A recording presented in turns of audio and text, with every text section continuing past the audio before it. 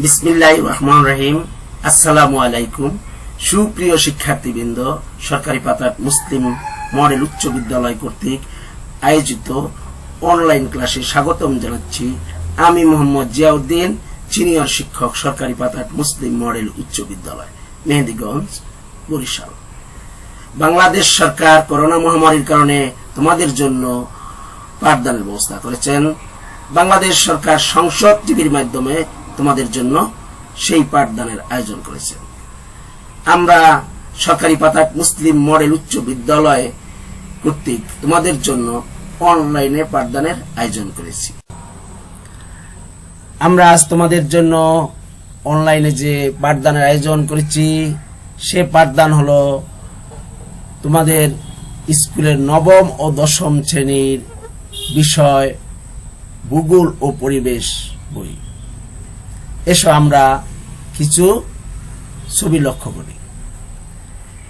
এই ছবিতে দুইটি শিশু একটি ঘূর্ণায়মান বস্তু দেখছে। আমরা আরেকটি ছবিও লক্ষ্য করি। এই ছবিতে পৃথিবীর ঘূর্ণায়মান আছে, সেটা আমরা লক্ষ্য করছি। আমাদের আজকের পাঠের বিষয় পৃথিবীর গতি।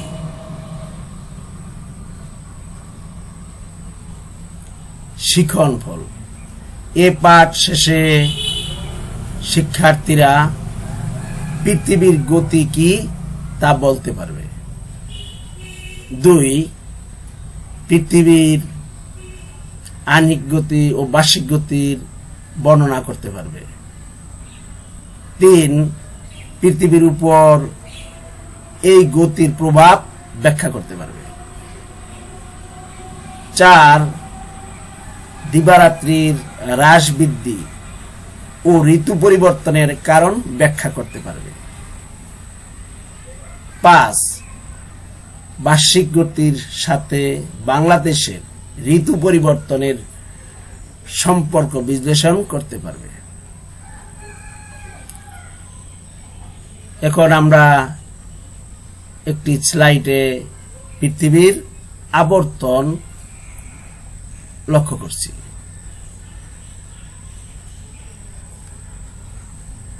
এখন আমরা আরেকটি ছবি দেখতেছি। সেই ছবিতেও পৃথিবীর আবর্তন কিভাবে হয় তারই একটি ছবি আমরা দেখতে পাচ্ছি।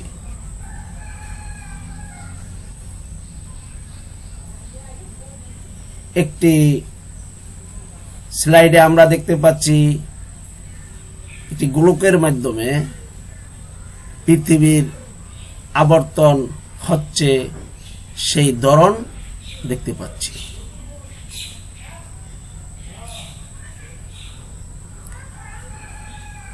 পৃথিবীর পৃষ্ঠ কিভাবে সূর্যের সম্মুখে আবর্তন হয় তাও আমরা সুন্দরভাবে লক্ষ্য করতে পারছি।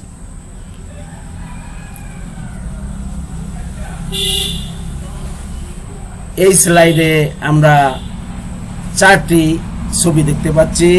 4টি ছবির ভিতরে 2টি ছবিতেই পৃথিবীর আবর্তন লক্ষ্য করছি।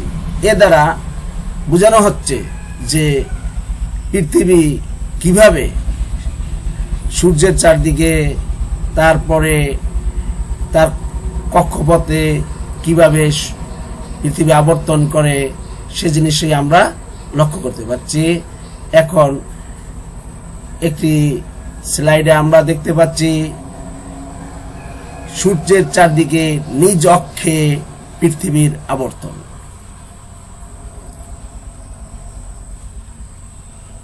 আমরা আরেকটি স্লাইড লক্ষ্য করতে পাচ্ছি। এই স্লাইডটিতে দিন রাত্রি কিভাবে সংগঠিত হয় তাও আমরা দেখতে পাচ্ছি।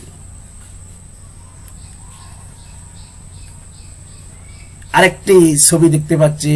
এই ছবিতে সূর্য চন্দ্রের আকর্ষণে জোয়ার ভাটা, পৃথিবীর উপর আনিক গতির প্রভাব।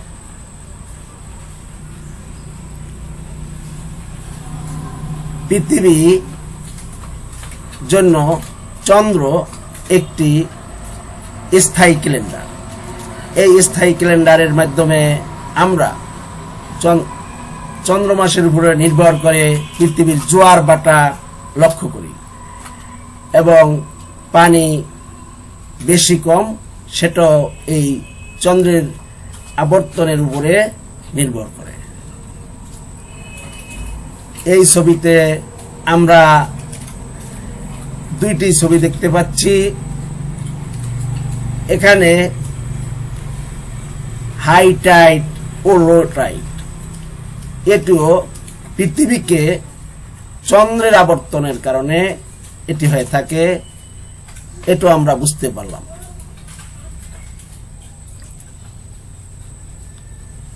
পৃথিবীর কক্ষপথ এই ছবিতে আমরা দেখতে পাচ্ছি।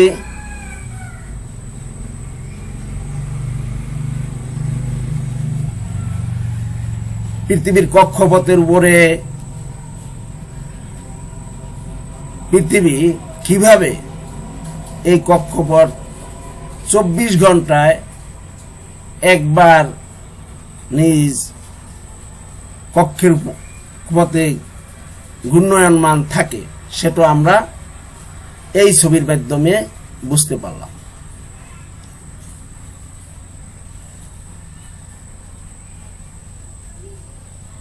এই স্লাইডে বার্ষিক গতির আবর্তন লক্ষ্য করছি, অর্থাৎ সূর্যের চারপাশে পৃথিবী ঘুরতেছে সেটা আমরা লক্ষ্য করছি। তাতেই একবার ঘুরে আসলে, সূর্যের চারদিকে একবার ঘুরে আসতে পৃথিবীর 1 বছর সময় লাগে। এর জন্য এটা বার্ষিক গতির আবর্তন আমরা বুঝতে পারছি।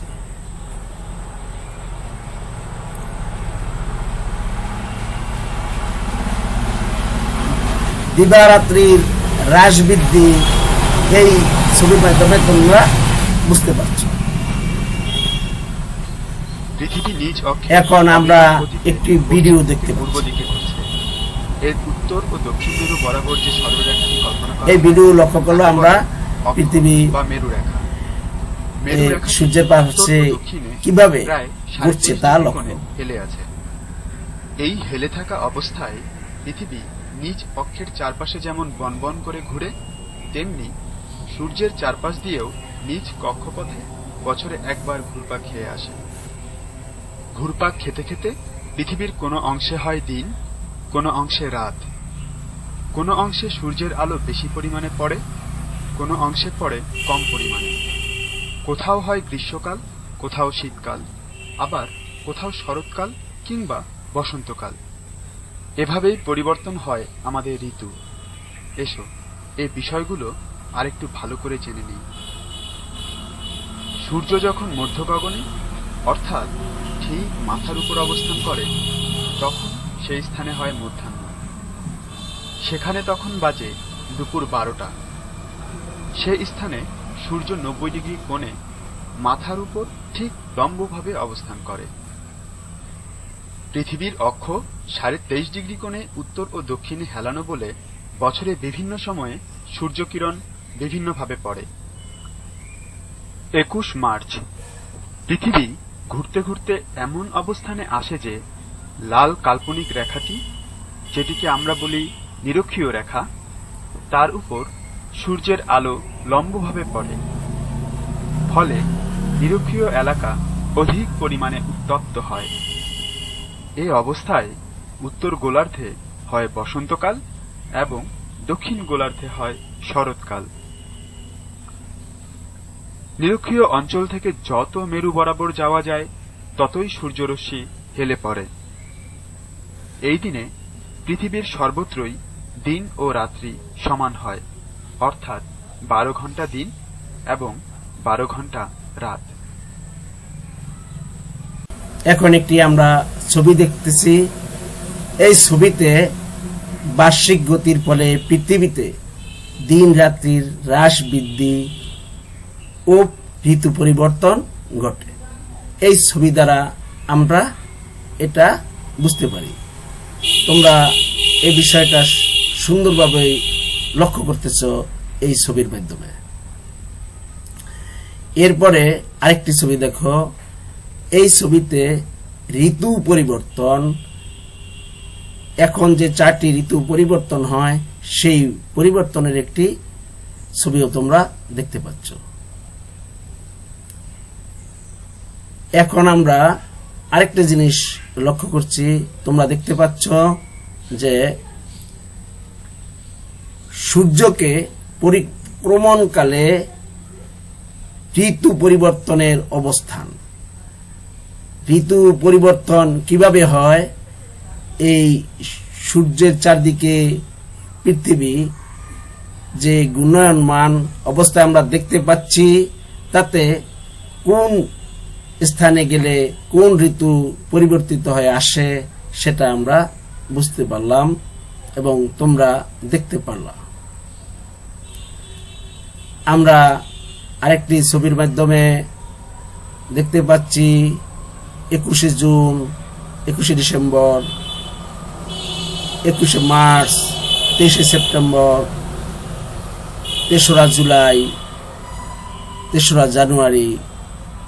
এখানে পৃথিবীর অবস্থান, এই অবস্থানকে আমরা অনুসুর অপসুর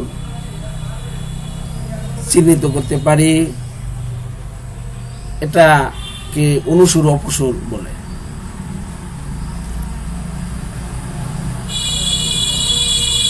এখন আমরা আরেকটি ছবি লক্ষ্য করছি।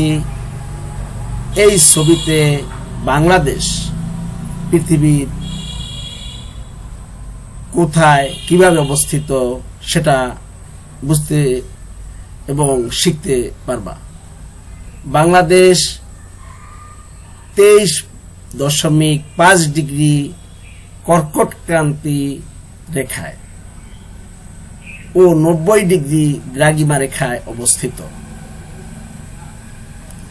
তোমরা সুন্দরভাবে আজকে তোমরা পৃথিবীর আবর্তন লক্ষ্য করলা, বুঝলা এবং দেখলা। আজ তোমরা তোমাদের বাড়ির কাজ লিখে নাও। সকলে খাতা কলম হাতে নিয়ে বাড়ির কাজ লেখো। বাংলাদেশ যে গোলার্ধে অবস্থিত তার সাথে ঋতু পরিবর্তনের সম্পর্ক লিখে আনবে। তোমরা সকলে বেশি বেশি হাত মুখ ধৌত করবে এবং পরম করুণাময় আল্লাহর কাছে প্রার্থনা করবে আমাদেরকে এবং বিশ্ববাসীকে আল্লাহ রাব্বুল আলামিন এই জটিল এবং কঠিন মহামারী থেকে পরিত্রাণ পেতে পারি সে ব্যবস্থা যেন আল্লাহ করেন। তোমরা সকলে স্বাস্থ্যবিধি মেনে চলবা, যাতে তোমরা এই রোগ থেকে, এই জটিল মহামারী থেকে তোমরা রক্ষা পেতে পারো। তোমরা বারবার সাবান দিয়ে হাত মুখ ধুতে করবে। এই বলে আমি শেষ করলাম। আল্লাহ হাফেজ।